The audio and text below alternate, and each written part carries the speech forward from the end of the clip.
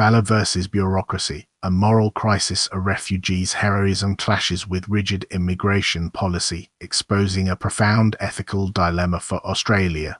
The case of an Iranian political refugee facing deportation after intervening in the Bondi terror attack presents a stark contradiction between celebrated national values and administrative protocol.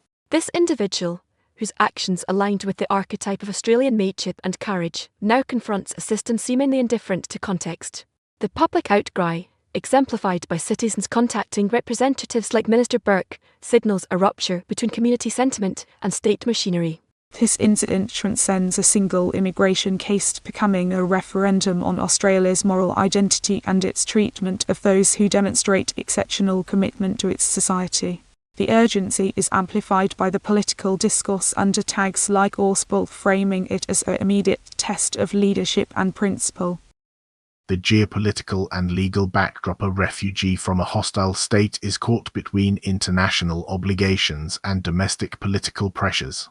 Iranian political refugees occupy a complex position, often fleeing a regime at odds with Western interests, yet facing intense scrutiny in host nations.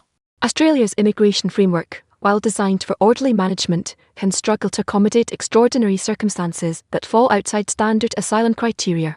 The Bondi attack itself, a national trauma, recontextualizes the refugee's actions from a personal story to a symbol of communal defence.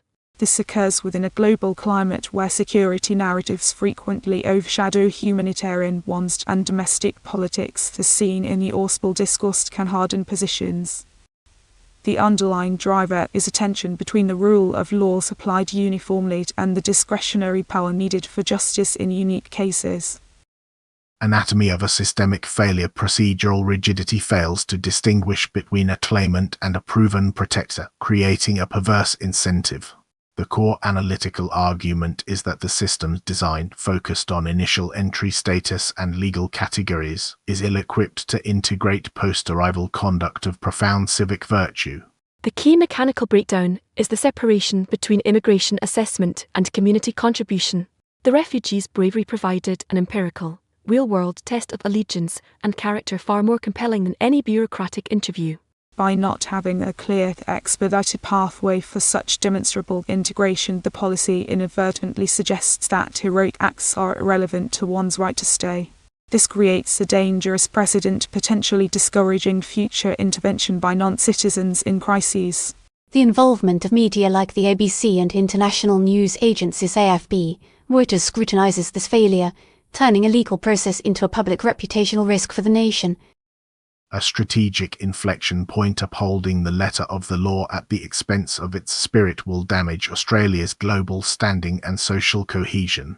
The strategic verdict is that deportation would be a catastrophic misstep, resolving a legal ambiguity at the cost of moral authority and national self-image.